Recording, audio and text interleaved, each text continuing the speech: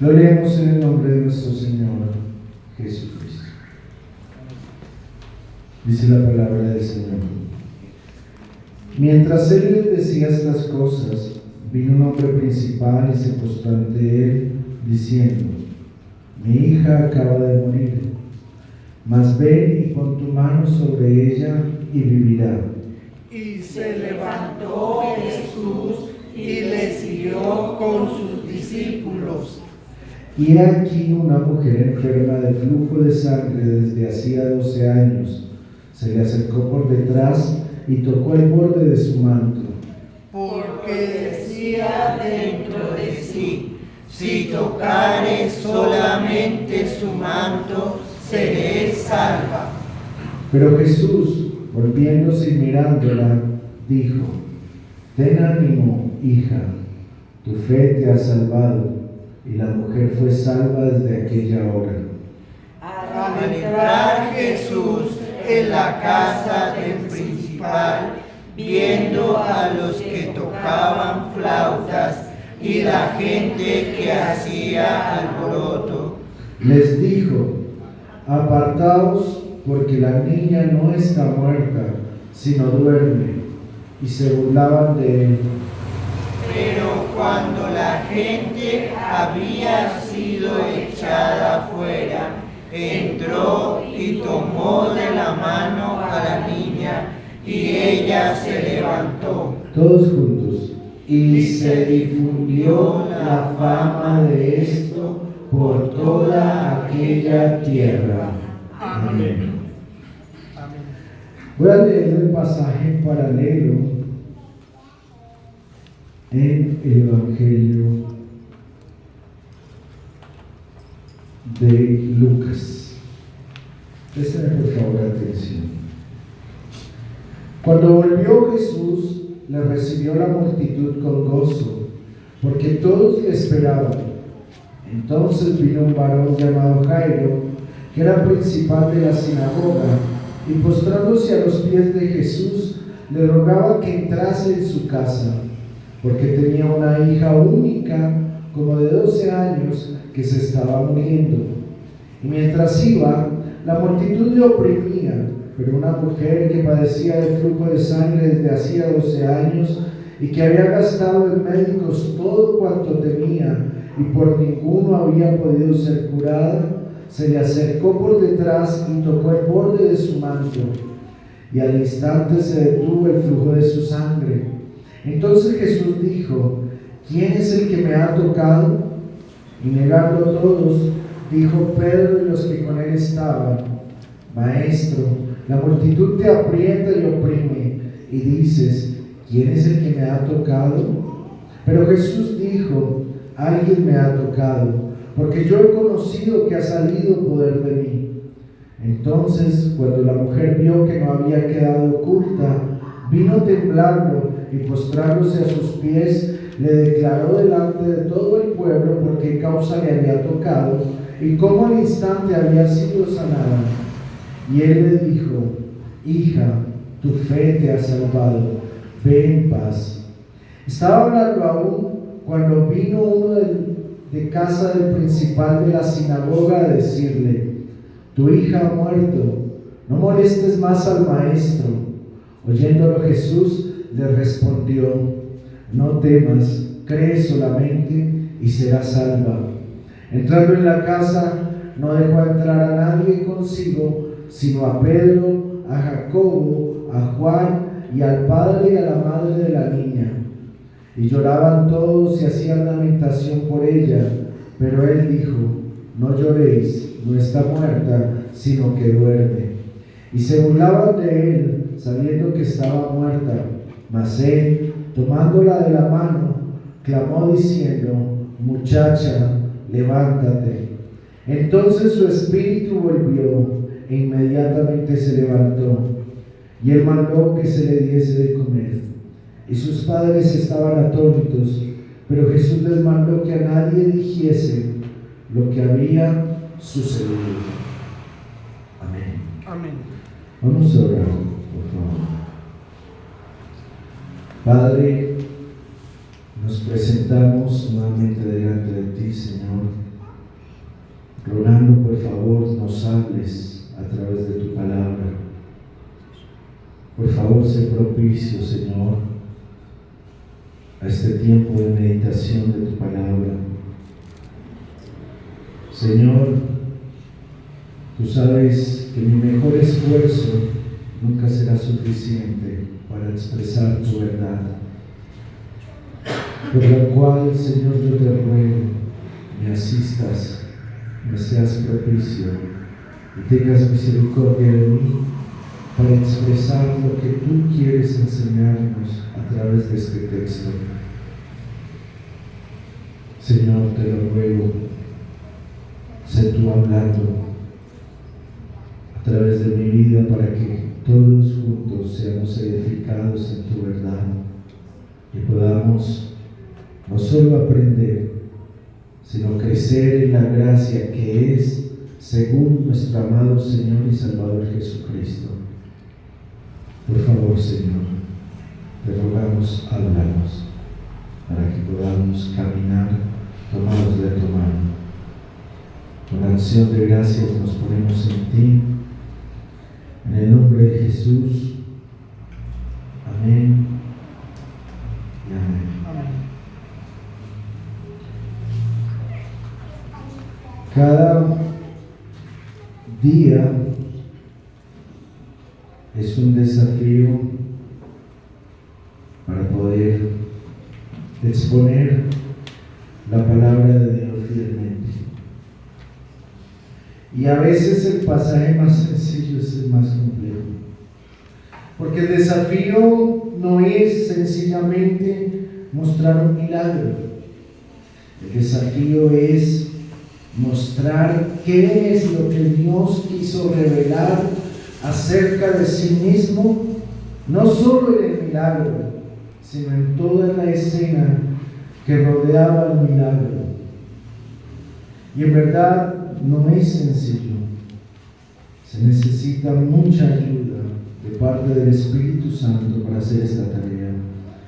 Por eso, déjeme decirle que este trabajo, que no es para nada fácil, requiere primariamente de la asistencia de Dios, para que sea Dios el que en su misericordia quiera mostrarme y mostrarnos qué es lo que Él quiere enseñarnos, qué quiere dar a conocer acerca de sí mismo. Por lo cual, y pensando en todo lo que viene rodeando al ejercicio de la predicación de nuestro Señor Jesucristo, nos vamos a acercar al texto. Pero note algo que hemos repetido una y otra vez, y es que este evangelio es un evangelio que fue hecho por Dios principalmente para los judíos. Es decir, el primer auditorio para este evangelio es un auditorio judío. Es un auditorio que entiende la ley, que ha experimentado de manera personal la relación con Dios, que ha recibido de Dios su palabra y sus promesas, que está en un proceso de restauración, una restauración que requiere un cambio, no solo en su vida, sino en la dirección religiosa que lleva. Entonces no es cosa sencilla cada evento que se presenta, se necesita tener en cuenta todo lo que lo rodea, porque todo eso ha sido planeado por Dios, ordenado según su providencia, para que suceda a la luz de todos y especialmente su pueblo, el pueblo judío, pueda entender lo que les quiere enseñar. Es por eso que necesitamos hacer algunas consideraciones. Si ustedes notaron, el texto nos habla de dos escenas. La primera, de una mujer que tenía flujo de sangre, un flujo que llevaba 12 años y no había cesado.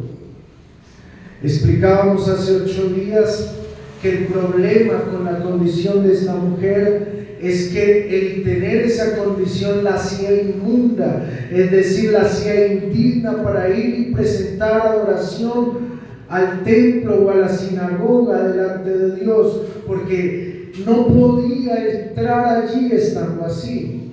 También mencionamos según Levítico que toda persona que tuviese contacto con ella, que la tocara o tocara alguna de sus ropas, quedaba inmunda, es decir, quedaba inhabilitada para presentar adoración a Dios.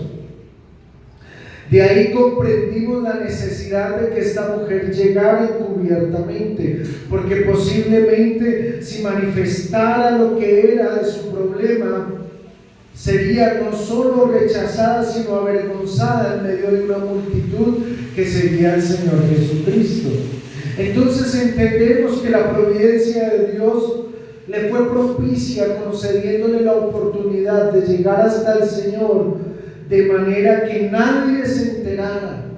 Pero luego, según nos cuenta el texto de Lucas, no el de Mateo, luego de que fue sana y puesta al descubierto por el mismo Señor, ella contó todo. Estamos en ese proceso de que ella ha contado todo. ¿Y por qué le repito esto? Porque es un dato relevante para la interpretación del texto. Porque nos damos cuenta que el Señor había tenido contacto con esta mujer, lo que implicaba que a la luz de la ley, él también estaba inmundo. ¿Cómo así? El libro de Levítico nos enseña que todo aquel que tiene contacto con ella, con sus ropas o que es tocado por ella, queda inmundo. O sea que a la luz de la ley, él, por haber tenido ese contacto, quedó inmundo. Pero no solo él, sino todos los que estaban alrededor. Además de eso, aquel que estaba pidiendo la ayuda del Señor era Jairo, un principal de una sinagoga, es decir, una persona que entendía la ley. ¿Por qué le creemos que la entendía? Porque podemos darnos cuenta que él era el encargado de hacer las regulaciones que la ley establecía en la adoración comunitaria del pueblo. Entonces, naturalmente, por causa de su cargo, él tenía que tener en su mente todo lo que era para poder adorar a Dios y así regular al pueblo que participaba en la sinagoga que él dirigía. Entonces, al saber esto, no es poca cosa entender que él era consciente de lo que había pasado, que él se había dado cuenta porque no solo vio el milagro, sino que además escuchó la historia de la mujer que manifestó que tenía flujo al momento de acercarse al Señor. Ahora bien, eso nos muestra la situación en la que estaba el Señor, seguramente parte de sus discípulos y posiblemente, aunque no es seguro, Jairo, alrededor de esta mujer. Pero si vamos un poco más atrás, en ese proceso de la predicación del Señor Jesucristo, hay un detalle que es importante, que fue que cuando él llamó a Mateo, el que está narrando, cuando él lo llamó, todos los escribas y fariseos que estaban allí mirando se dieron cuenta que el Señor estaba comiendo con pecadores y lo cuestionaron por eso. Y en esa escena el Señor les dijo que tenían que ir a aprender lo que significaba misericordia quiero y no sacrificio. Pero ¿esto qué tiene que ver con el texto que estamos meditando hoy? Bueno, tiene mucho que ver porque en la aplicación del milagro, la base sobre la cual debía entenderse la acción del Señor es esta: misericordia y no sacrificio. ¿Por qué? Porque el dirigente de la sinagoga, Jairo, tenía que necesariamente asumir la condición del Señor para poder permitirle, de hecho, que pudiera entrar a su casa y pudiera estar con él y con su hija. Entonces, este dato no es pequeño, porque en la práctica esto era lo que significaba esa expresión de misericordia quiero y no sacrificio. Es decir, Dios ponía por encima la misericordia de cualquier otra cosa que tuviera que ver con el bienestar y el cuidado de los hombres en relación a la adoración a Él. Entonces podemos darnos cuenta que allí hay elementos que nos ayudan a meditar apropiadamente el texto. Y esto relacionado con lo que finalmente, en este caso, va a prevalecer, teniendo en cuenta la necesidad acerca de la hija única del principal de la sinagoga. Otro detalle que no está en el Evangelio de Mateo, pero que sí aparece en Lucas, es que mientras Jairo iba a buscar al Señor, estaba viva la niña. ¿Qué significaba que estuviera viva? Que lo que nos dice el Evangelio de Mateo es que se centra especialmente en la muerte, pero Lucas nos muestra que mientras él la buscaba estaba viva. ¿Qué implica esto? Que Jairo tenía que ir más allá de las circunstancias propias de su estado, relacionadas con la condición, entre comillas, espiritual del Señor por causa de que era el mundo, pero además por la condición de su hija, que ya le estaban informando que estaba muerta, y de hecho que le estaban instando a que no molestara más al maestro. Es decir, Jairo tenía tres elementos en contra. Por un lado, la condición espiritual del Señor; por el otro, que le habían informado que su hija estaba muerta; pero también por el otro, que algunos le animaban a abandonar su propósito y a dejar de lado sus intenciones, porque a la luz de ellos ya no tenía sentido. Entonces empezamos a meditar el texto considerando todas estas cosas, porque en cada una de ellas podemos ver que se necesitaba una convicción más allá de lo tradicional de Jairo para poder confiar en el Señor Jesucristo y a través de esa confianza lograr su favor. Esa no es una cosa sencilla, y lo sabemos quizás algunos por experiencia, porque hacemos una petición y a veces no aguantamos una semana y entonces damos lugar al pecado porque el Señor no nos respondió, o damos lugar a que sean nuestras emociones las que decidan por encima de nuestras convicciones. Entonces la lucha de este hombre no era una lucha sencilla, que además implicaba el señalamiento de todos los que estaban mirando, porque todos los que estaban mirando eran judíos y también conocían la ley, y también conocían a Jairo, y también conocían su labor, y también conocían si había sido posible la corrección que él les daba. Imagínense por un momento esa persona que llega y que le amonesta a usted: hermano, no puede entrar porque está inmundo, y usted se enoja, se dispone y se va para la casa lleno de rabia porque el principal no lo dejó entrar porque estaba inmundo por alguna razón que conocía. Pero ahora él tenía que escoger entre esto y buscar la misericordia del Señor Jesucristo. Entonces, no era una posición fácil la de este hombre, porque no solo se estaba jugando la vida de su hija, sino también su propia vida. Y no solo su vida y su reputación. Y hay algo más que tenemos que decir al respecto, y es que algo importante para los judíos era la reputación.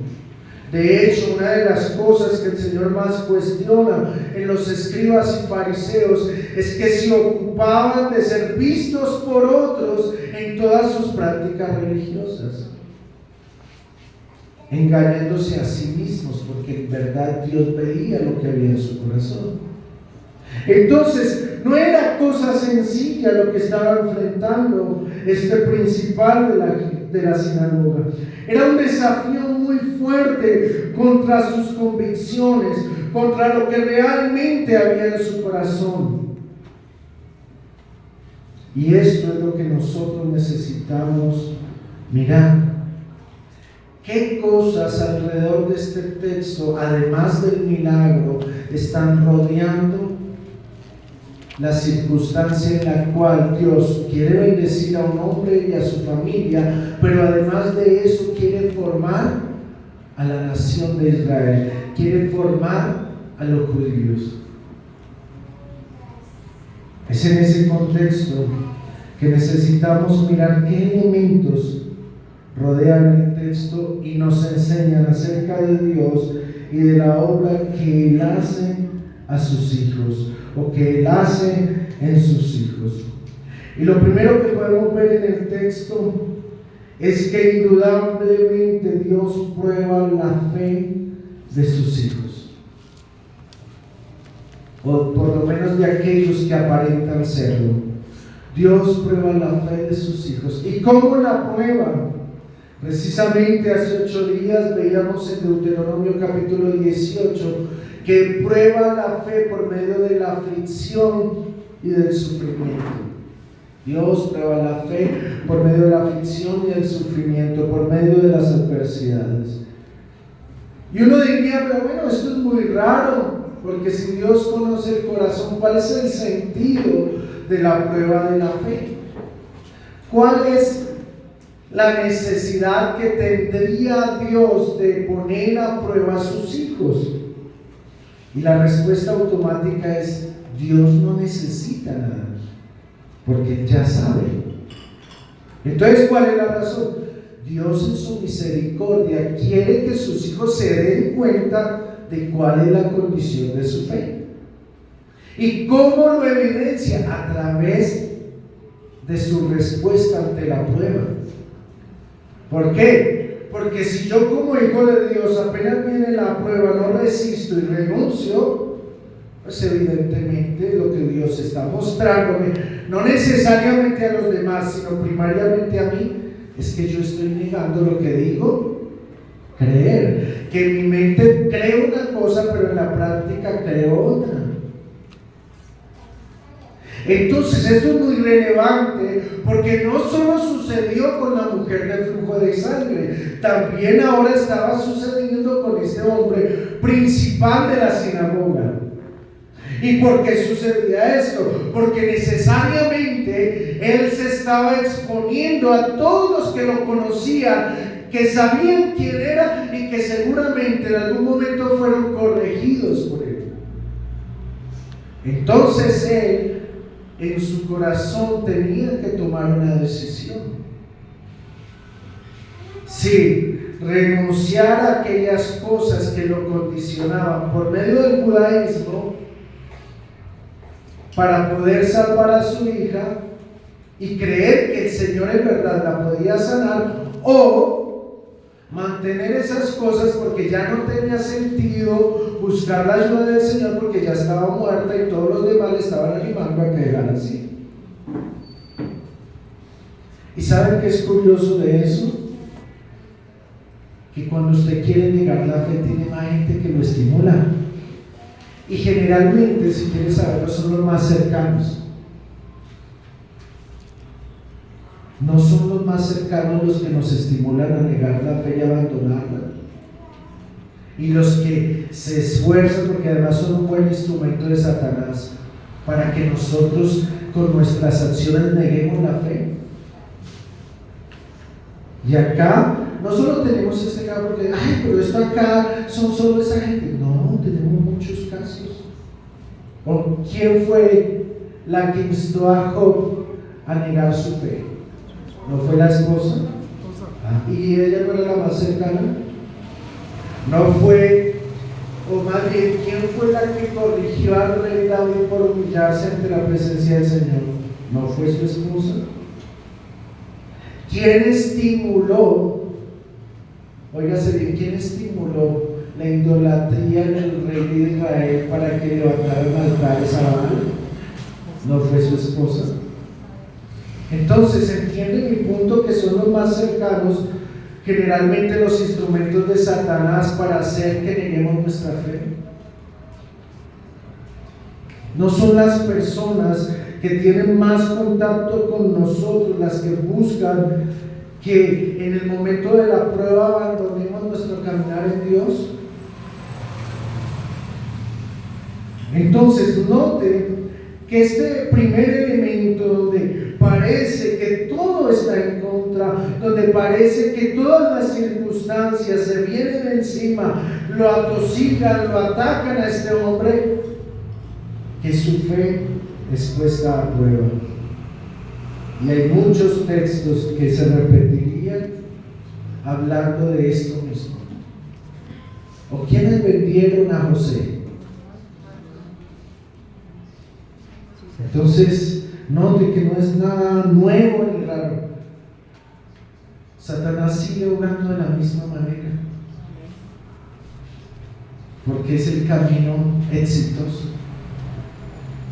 Y muchos en pos de eso han terminado negando su fe. Este hombre que tenía al parecer todo este contexto en contra, decide perseverar, decide insistir, decide no darse por vencido. Y es importante por eso los pasajes paralelos, porque sabemos que en el mismo evento donde estaban hablando de la mujer de flujo de sangre, en ese mismo evento el hombre, sabiendo que su hija estaba muerta, estaba insistiéndole al Señor que fuera con él a su casa. No fue después de saberlo, no fue antes de saberlo, porque alguno podría pensar, si se remite solo a lo que de pronto podemos ver en el Evangelio de Mateo, que quizás él no sabía que había muerto y fue, pero al mirar los evangelios sinópticos, que son Marcos y Lucas, nos damos cuenta que él sabía y aún así siguió insistiendo. Es decir, su fe estaba tan firme, su fe estaba tan sólida, que ni las acciones de los que estaban alrededor, ni la noticia de que había muerto, ni la propia posición que ostentaba como principal de la sinagoga fue impedimento para buscar que el Señor le siguiera.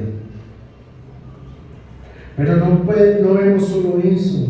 Hay otra cosa que vemos, y es que en medio de todo eso, Dios no obra para satisfacer el deseo ni el gusto de los hombres, sino para formarlos. Óigase bien, Dios no obra para satisfacer el deseo ni el gusto de los hombres, sino para formarlos. En muchas ocasiones pudiésemos ver que Dios, sabiendo el futuro, podría anticiparles a sus discípulos, a sus hijos o a otras personas cosas que, aunque en el momento le hacían sufrir, luego iban a tener consuelo porque iba a suceder un milagro. Pero el Señor no lo hacía, y de hecho en este caso no lo hizo. ¿Y eso de qué nos habla? De que como Dios no obra para satisfacer a los hombres, la idea común de los hombres a veces se vuelve contraria al obrar y al propósito de Dios. ¿Qué significa que se vuelve contraria al obrar y al propósito de Dios? Que los hombres comunes no logran ver ni dimensionar los propósitos de Dios de tal manera que buscan respuestas inmediatas a sus necesidades. Es decir, si no pasa esto, entonces no. Si Dios no hace esto, entonces no. Pero no vemos en la Biblia que Dios obre de acuerdo al parecer humano, sino que Dios obra siguiendo un propósito. Y de acuerdo a ese propósito hay muchas cosas que los hombres no entienden en el momento de la aflicción, de la adversidad o de la prueba, pero que si perseveran logran entender y crecer. ¿Qué es lo que pasó en este caso? Aquí hay muchos en contra, y no nos referimos solamente a la multitud, a la condición del Señor, a todas las circunstancias, sino que podemos hablar también de aquellos que estaban en la casa de Jairo. Y uno se cuestiona, bueno, ¿cómo es posible que haya gente haciendo duelo, tocando flauta? Porque ya asumían que la niña había muerto.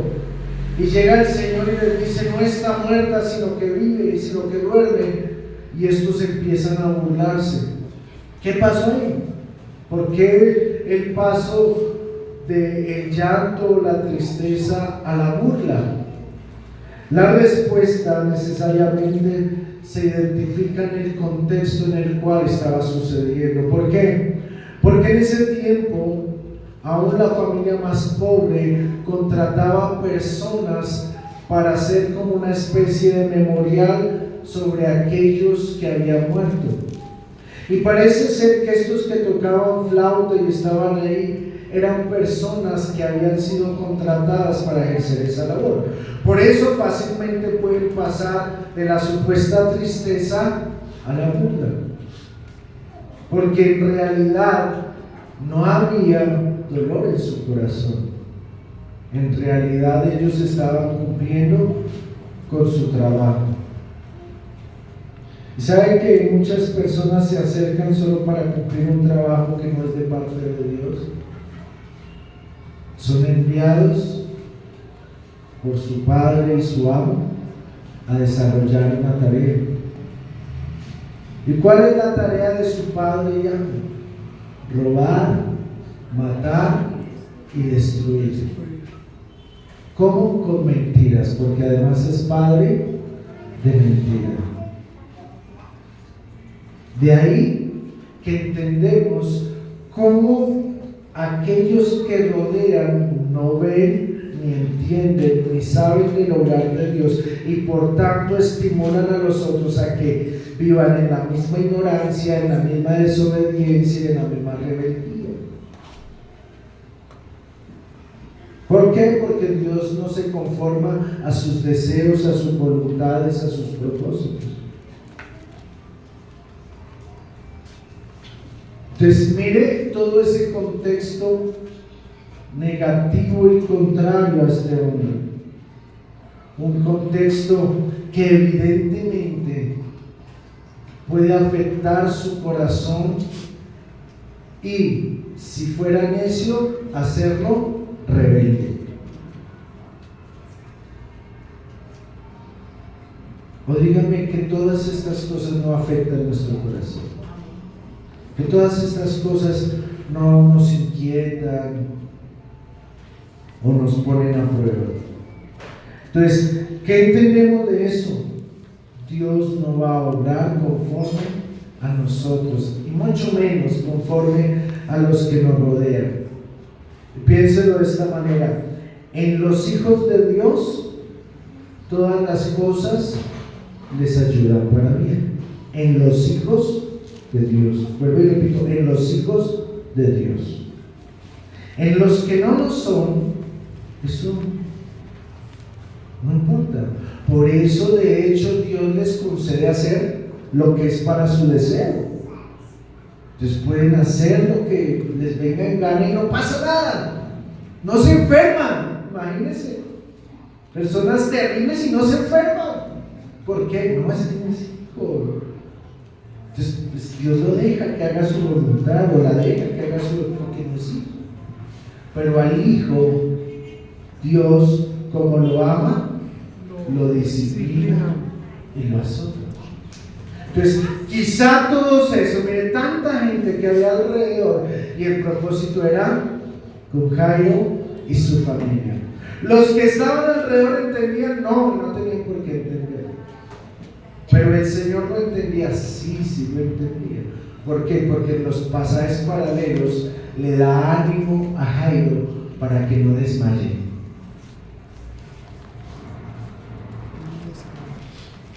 Entonces, no se necesita entender por qué Dios hace esto o aquello. Si en verdad somos hijos, vamos a perseverar en la fe.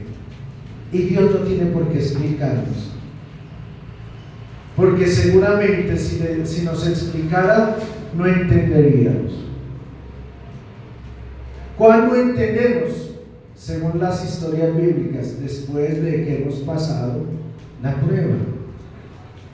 Antes no, porque se está poniendo en evidencia lo que en verdad hay en nuestro corazón. ¿Qué hace la prueba? Poner en evidencia lo que en verdad hay en nuestro corazón, si en verdad tememos a Dios o no le tememos. De ahí que vemos que Dios decide a quienes participan de su obra, porque cuando está ahí, solo el Señor Jesucristo decide quiénes pueden estar. Solo Él establece quiénes pueden participar de esa obra. Sacó a todo el mundo y no dejó a todos los discípulos. ¿Qué implica? Que Mateo se enteró de lo que sucedió porque le contaron, no porque estuvo, porque ni siquiera Mateo estuvo, según el texto. Solo estuvo Pedro, Juan, Jacobo, los padres, obviamente la niña y el Señor.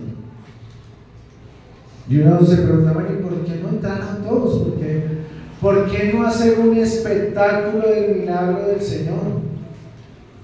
¿Por qué no traer una vez, como hacen algunos, poner una cámara y que se haga todo un escándalo en función del milagro? La respuesta es sencilla, porque la fe es para unos pocos. La fe no es para todos. La fe que salva, la fe bíblica, no es para todos, es para unos pocos. Y es en verdad, sí, acuérdese del sermón del monte, porque muchos procurarán entrar y no podrán, porque muchos son los que van por la puerta ancha, que lleva a la perdición, y son pocos los que pasan por la puerta estrecha. Entonces, ¿es para todos? No es para todos. Y si usted cree que la fe es algo común, salga y mire y dígame si en verdad la fe es para todo el mundo, para todos los que se les ¿sabe cuánto se les ha predicado? ¿Y de qué les sirvió? De juicio, porque no se van a arrepentir, porque no van a cambiar su caminar, porque su corazón no ha sido vuelto hacia Dios.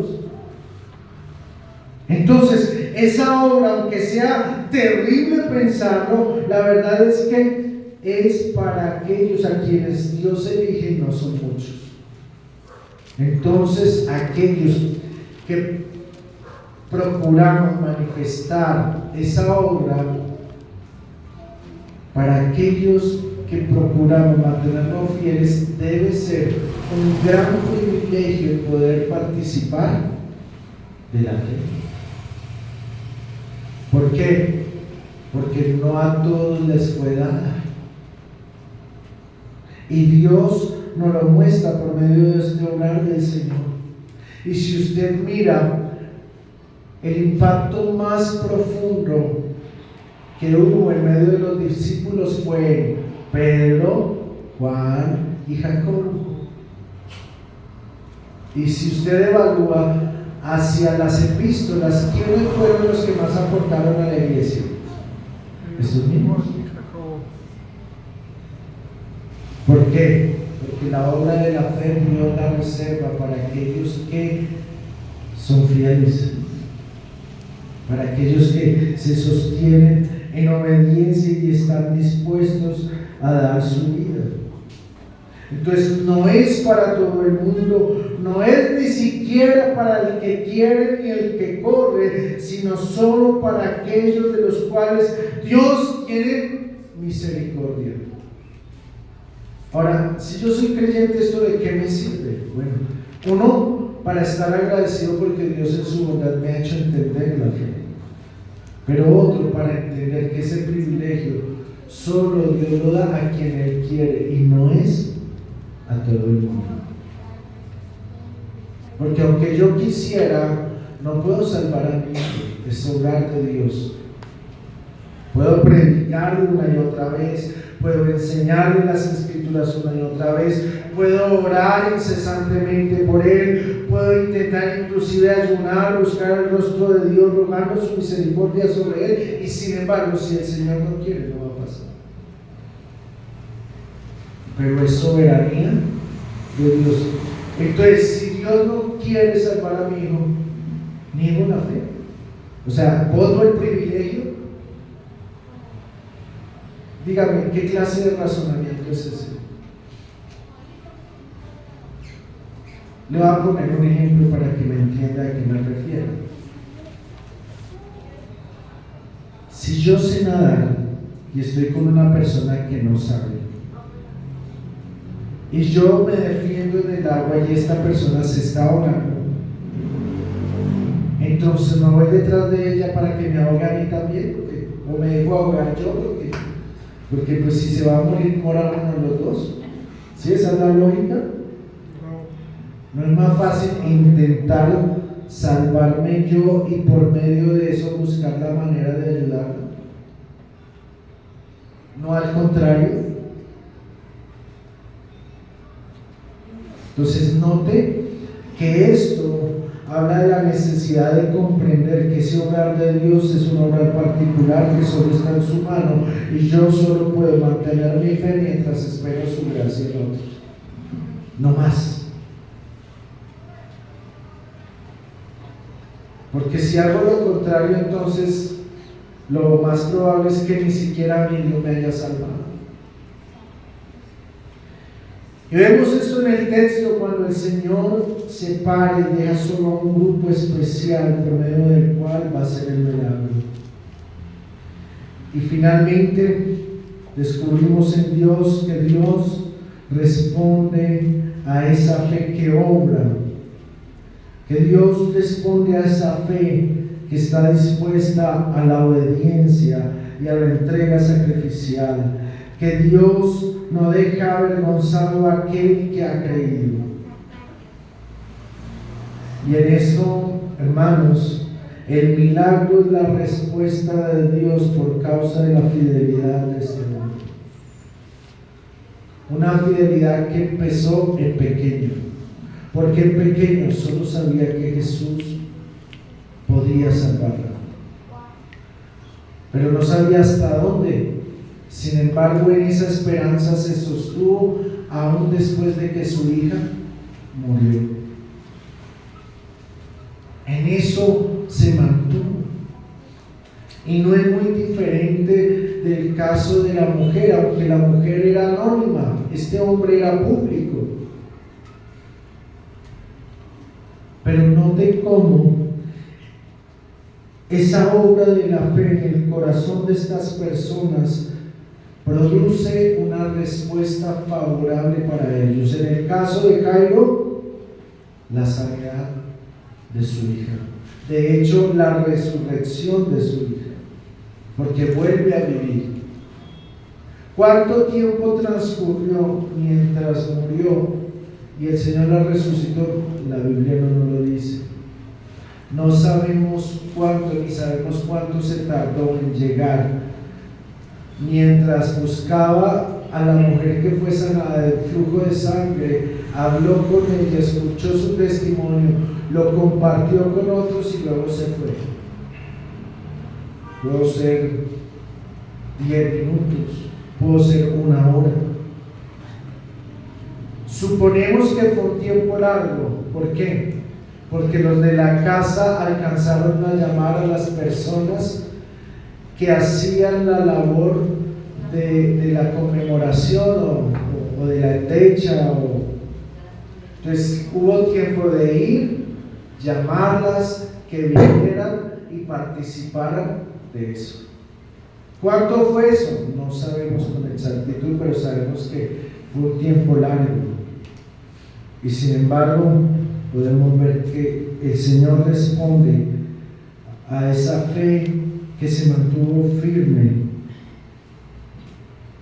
y concedió una respuesta. Quiere decir entonces que toda fe va a traer la misma respuesta, porque uno podría decir, bueno, entonces si yo tengo fe, el Señor va a sanar a mi hijo, a mi hija. No. Aunque sí va a haber una respuesta, no necesariamente siempre va a ser la esperada. Ejemplo, el apóstol Pablo sufría de un azote en su cuerpo, dice la Biblia, y 3 veces le pidió al Señor, y el Señor, ¿qué le dijo? No, bástate mi gracia, porque mi poder se perfecciona en la debilidad. ¿Fue el único? No, tenemos un caso todavía más excepcional, el caso del Señor Jesucristo. Padre, pasa de mí esta copa. ¿Y la pasó? No la pasó. Se la hizo beber toda. A menos que haya alguien que se crea mejor que el Señor Jesucristo y crea que tiene derecho a que Dios sobre como le parece, pues, pero creo yo que eso es soberbio, pretencioso y necio, porque precisamente lo que hemos venido viendo en todo el obrar de Dios es que Dios obra en función de nuestra necesidad, para que por medio de ella entendamos en qué condición estamos y procuremos acomodarnos a su voluntad. Y si no, podemos mirar todo el recorrido de la historia bíblica, que en todos los casos es así. David no llegó al reinado de una, ni Israel llegó a David de una para ser rey. ¿Qué hizo Dios? Preparó el corazón del pueblo para mostrar qué clase de rey quería, y además qué clase de rey no quería, según Saúl. Y era necesario, sí era necesario, para que el pueblo viera y aprendiera, porque somos tan necios que no nos basta con las explicaciones, necesitamos las evidencias, es decir, ver en la práctica, para que por medio de la práctica digamos, sí, Dios tiene razón, porque en nuestra necedad no creemos muchas veces el consejo de Dios y esperamos que Dios nos demuestre, nos estrelle en nuestros ojos el ejemplo. Eso hace Dios por amor a nosotros en su bondad, sabiendo que somos tardos para oír. No solo nos da la instrucción de su ley, sino que nos modera lo que pasa en obediencia y en desobediencia, para que a través de estas cosas aprendamos y no sigamos el mismo camino de los desobedientes. Eso es lo que enseña el apóstol Pablo en 1 Corintios, hablando de toda la nación de Israel. Todas estas cosas sucedieron para que por medio de ellas aprendamos. Pero vemos y parece que no hubiera pasado nada. En este caso, gracias al Señor, sí pasó. Hubo una respuesta. Dios se glorificó en medio de esa resurrección, en medio de esa nueva sanidad. Pero ¿qué les estaba mostrando a los judíos que habían de leer este evangelio? Les estaba mostrando, primero, Dios tiene misericordia de todos. Puede ser la mujer más distante de Él por causa de una enfermedad, y sin embargo Dios tiene misericordia de obra. Ese era el caso de la mujer con flujo de sangre. Y no solo eso, oiga, algo que sorprende de la gracia de Dios es que, estando en esa condición, la dignifica diciéndole hija. ¿Sabe a cuántas personas el Señor Jesucristo les dijo hijas? Solo a esta hija. La dignificó. ¿Por qué? Porque porque su fe fue perseverante. Llevaba 12 años esperando el milagro, que no sucedió, y aún así no renunció a su interés por buscar del Señor para alcanzarlo. Por eso la reivindica, la dignifica delante de todos, haciendo precioso algo que a los ojos de los hombres podría ser vil y menospreciado. Pero ¿qué hizo con Jairo? ¿Qué deberían aprender los judíos con Jairo? Que alguien reconocido tenía que humillarse ante el Señor. ¿Para qué? Para alcanzar misericordia.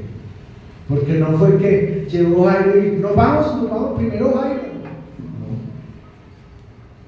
Tuvo que ser paciente, ser humilde, esperar, mantener su fe e ir en contra de aquellos que se oponían a ella. ¿Les parece a ustedes poca cosa?